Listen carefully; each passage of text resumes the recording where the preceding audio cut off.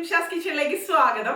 ഇന്ന് നമുക്ക് ചട്നി ഉണ്ടാക്കാം. ചട്നികൾ എന്നൊക്കെ പറയുമ്പോൾ നമ്മുടെ ഇന്ത്യൻ ബ്രേക്ക്ഫാസ്റ്റിൽ ഒഴിച്ചുകൂടാൻ പറ്റാത്ത ഐറ്റം തന്നെ വേണമെങ്കിൽ പറയാമല്ലേ. ഒരുപാട് വെറൈറ്റി ചട്നികൾ നമ്മളിപ്പോൾ റെസ്റ്റോറൻറ്റ് സ്റ്റൈലിലാണെങ്കിലും അല്ലാതെ ആണെങ്കിലും ഒക്കെ തയ്യാറാക്കിയിട്ടുണ്ട്. ഇപ്പൊ capsicum chutney, peanut chutney, green ചട്നികൾ അങ്ങനെ.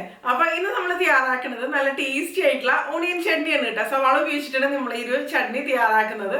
അപ്പൊ ഇതെങ്ങനെയാണ് നല്ല രുചികരമായിട്ട് തയ്യാറാക്കണേ നോക്കാം. നമുക്കിത് ഇഡ്ഡലി, ദോശ അതുപോലുള്ള ഐറ്റംസിന്റെ കൂടെ കഴിക്കാം, അല്ലെങ്കിൽ ചോറിന്റെ കൂടെ, ചപ്പാത്തിയുടെ കൂടെ, എല്ലാത്തിൻ്റെ കൂടെയും നല്ലൊരു അടിപൊളി കോമ്പിനേഷൻ തന്നെയാണ് കേട്ടോ. അപ്പൊ ഇതെങ്ങനെയാണ് ഉണ്ടാക്കണേ നോക്കാം.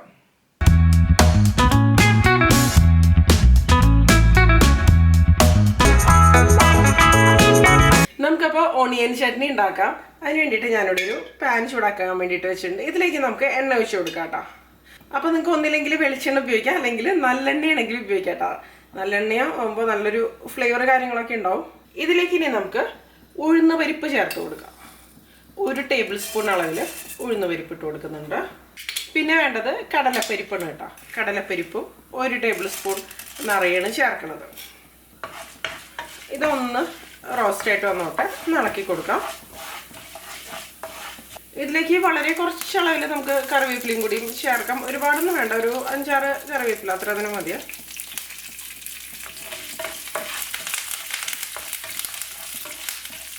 ഇപ്പം നമ്മുടെ കടലപ്പരിപ്പും ഉഴുന്നുപരിപ്പൊക്കെ ഒന്ന് റോസ്റ്റായിട്ട് വന്ന് തുടങ്ങിയിട്ടുണ്ട്. ഇതിലേക്ക് ഇനി ഞാൻ മുളകാണ് ചേർക്കണത് കേട്ടോ. ഞാനിപ്പോൾ കാശ്മീരി ഉണക്കമുളകാണ് ചേർക്കണത് 5 എണ്ണം. സാധാരണ ഉണക്കമുളകാണെങ്കിലും കുഴപ്പമൊന്നുമില്ല, എരിവിനനുസരിച്ച് തന്നെ ചേർക്കാം കേട്ടോ. ഈ മുളകും കൂടി ഇതിൽ കിടന്നൊന്ന് റോസ്റ്റായിട്ട് വന്നോട്ടെ. മുളകൊക്കെ കണ്ടോ, അത് ഇതുപോലെ ഒന്ന് വീർത്ത് വന്നിട്ടുണ്ട്. എണ്ണയിലേക്ക് ഇട്ട് കൊടുക്കുമ്പോൾ തന്നെ പെട്ടെന്ന് റെഡി ആയിട്ട് വരും. പിന്നെ ഇതിലേക്ക് ഞാനൊരു 8 അല്ലി വെളുത്തുള്ളി, വലിയ അല്ലി വെളുത്തുള്ളിയാണ് കേട്ടോ ചേർക്കുന്നത്. അതുപോലെ 1 ഇഞ്ച് നീളത്തിലുള്ള ഒരു കഷ്ണം ഇഞ്ചി ഒന്ന് മുറിച്ചതാണ് ചേർക്കുന്നത്. ഇതും കൂടി ഇട്ടിട്ട് ഒന്ന് വഴറ്റിയെടുക്കാം. അപ്പോൾ മുളകൊന്നും കരിഞ്ഞു പോരുത് കേട്ടോ. അതിനു മുമ്പ് തന്നെ നമുക്ക് ഇതിലേക്ക് സവാള ചേർത്ത് കൊടുക്കണം. ഞാനിവിടെ 4 വലിയ സവാളയാണ് ഇതിന് വേണ്ടിയിട്ട് എടുത്തിരിക്കുന്നത്.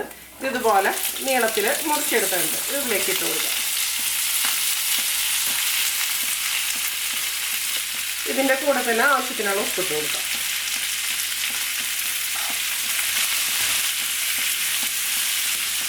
എല്ലാം കൂടെ നല്ലപോലെ ഒന്ന് വഴന്ന് വരട്ടെ. സവാള നല്ലപോലെ വഴന്ന് വരണം കേട്ടോ. അപ്പോൾ ഞാനിതൊന്ന് അടച്ച് വെക്കുകയാണ്, സവാളയൊക്കെ ഒന്ന് വഴന്ന് വരട്ടെ. ഇനി നമുക്കിതൊന്ന് തുറന്ന് നോക്കാം. ഇപ്പം നമ്മുടെ സവാള ഉണ്ടാവും നല്ലപോലെ ഒന്ന് വഴന്ന് വന്നിട്ടുണ്ട് കേട്ടോ. ഇത് മതി.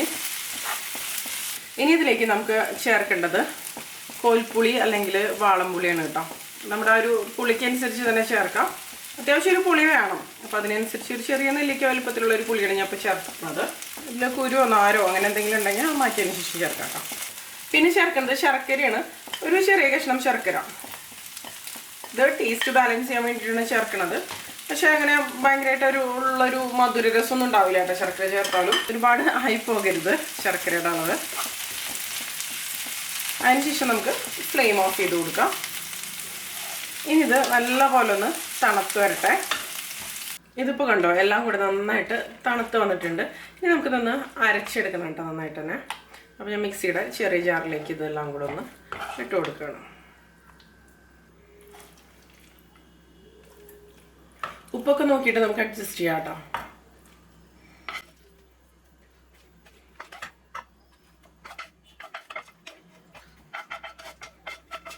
ഇനി ഇത് നമുക്കൊന്ന് അരച്ചെടുക്കാം നല്ല പേസ്റ്റ് പോലെ. അപ്പോൾ ഞാനിത് വെള്ളം ഒഴിക്കാതെ തന്നെയാണ് അരച്ചെടുക്കണത് കേട്ടോ. അങ്ങനെ കുറച്ച് ലൂസാക്കിയിട്ട് വേണമെന്നുണ്ടെങ്കിൽ നിങ്ങൾക്ക് ഇതിലേക്ക് കുറച്ച് വെള്ളം ഒഴിക്കാം, കുഴപ്പമൊന്നുമില്ല. ആദ്യം വെള്ളം ഒഴിക്കാതെ അരച്ച് നോക്കുക, എന്നിട്ട് വേണമെന്നുണ്ടെങ്കിൽ മാത്രം വെള്ളം ഒഴിച്ചാൽ മതി കേട്ടോ. അപ്പോൾ ഇത് ആദ്യം അരച്ചെടുത്തപ്പോൾ ഇതുപോലെ വന്നിട്ടുണ്ട്. ഞാനൊരു കുറച്ച് ഒരു 1/4 കപ്പോളം അളവിൽ വെള്ളം നമ്മുടെ ഒരു തിക്നെസ്സിനൊക്കെ അനുസരിച്ച്, അതായത് നമുക്കിപ്പോൾ ദോശ, ഇഡ്ഡലി അതുപോലുള്ള കാര്യങ്ങളുടെ കൂടെ കഴിക്കുമ്പോൾ കുറച്ചൊരു ലൂസ് ആവണമെന്നുണ്ടെങ്കിൽ കുറച്ച് വെള്ളം ഒഴിക്കാം കേട്ടോ. ഇനി നമുക്കിത് തുറന്നൊക്കെ കണ്ടില്ലേ, ഇതുപോലെ ഞാനൊന്ന് അരച്ചെടുത്തിട്ടുണ്ട് കേട്ടോ. നല്ലൊരു കളറും കാര്യങ്ങളൊക്കെ കിട്ടിയിട്ടുണ്ട്.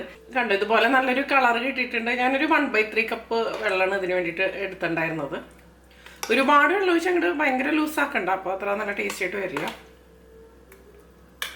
ഇനി നമുക്കിതിലേക്ക് കടുക് അതുപോലുള്ള കാര്യങ്ങളൊക്കെ ഒന്ന് പൊട്ടിച്ച് ഒഴിച്ചു കൊടുക്കാം. ഇനി ഞാനിവിടെ നേരത്തെ നമ്മൾ സവാളയൊക്കെ വഴറ്റിയെടുത്ത ആ സെയിം പാൻ തന്നെയാണ് എടുക്കണത് കേട്ടോ. ഇതിലേക്ക് 1 ടേബിൾ സ്പൂൺ എണ്ണ ഒഴിച്ച് കൊടുത്തിട്ടുണ്ട്. എണ്ണ ചൂടായിട്ട് വരുമ്പോൾ 1 ടീസ്പൂൺ കടുക് ഇട്ട് കൊടുക്കാം. പിന്നെ 1 ടീസ്പൂൺ തന്നെ ഉഴുന്ന് പരിപ്പും കൂടി ചേർക്കുന്നുണ്ട്. പിന്നെ ഉണക്കമുളക്, അതായത് വറ്റൽമുളക്. കടുകൊന്ന് പൊട്ടി വരട്ടെ. അതുപോലെ ഈ ഉഴുന്നൊക്കെ ഒന്നൊരു ബ്രൗൺ കളറിലേക്ക് ആയി വരട്ടെ. ഇതിലേക്കൊരു 2-3 തണ്ട് കറിവേപ്പില ഇട്ട് കൊടുക്കാം.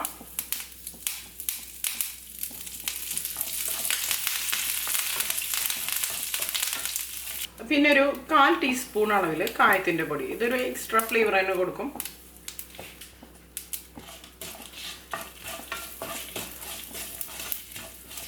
ഇത് മതി കേട്ടോ. നമുക്ക് ഫ്ലെയിം ഓഫ് ചെയ്ത് കൊടുക്കാം. ഇനിയിപ്പോൾ ഈ വറുത്തെടുത്തതെല്ലാം കൂടെ ഈ ഒരു ചട്നിയുടെ മുകളിലേക്ക് ഒഴിച്ചു കൊടുക്കാം.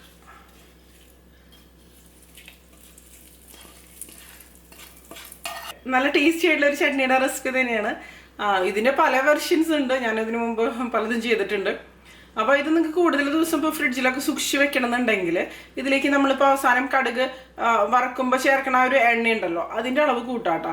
അതുപോലെ വഴിക്കുമ്പോഴും കുറച്ച് എണ്ണ കൂടുതൽ ഉപയോഗിച്ച് കഴിഞ്ഞിട്ടുണ്ടെങ്കിൽ നമുക്ക് കൂടുതൽ ദിവസം അത് നമുക്ക് ഫ്രിഡ്ജിലൊക്കെ സൂക്ഷിച്ച് വെക്കാൻ പറ്റും. അപ്പോൾ എല്ലാവരും ഉണ്ടാക്കി നോക്കുക കേട്ടോ.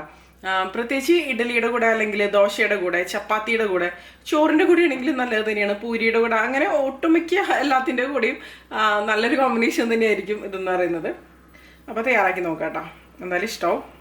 ഇതുപോലെ കണ്ടോ, നല്ലൊരു സ്മൂത്തായിട്ടുള്ള ടെക്സ്ചറിൽ തന്നെയാണ് ഇതിരിക്കുന്നത്. അത്യാവശ്യം സ്പൈസിയാണ് കേട്ടത്. പുളിയും എരിവും ഒക്കെ വരുമ്പോൾ തന്നെയാണ് ഇത് നല്ല ടേസ്റ്റി ആയിട്ട് തന്നെ വരിക. നന്നായിട്ട് കൊണ്ട് മിക്സ് ചെയ്ത് കൊടുക്കാം. അപ്പോൾ ഇതിനു മുമ്പ് ഞാൻ ഒരുപാട് വെറൈറ്റി ചട്നികളുടെ റെസിപ്പീസൊക്കെ ചെയ്തിട്ടുണ്ട്.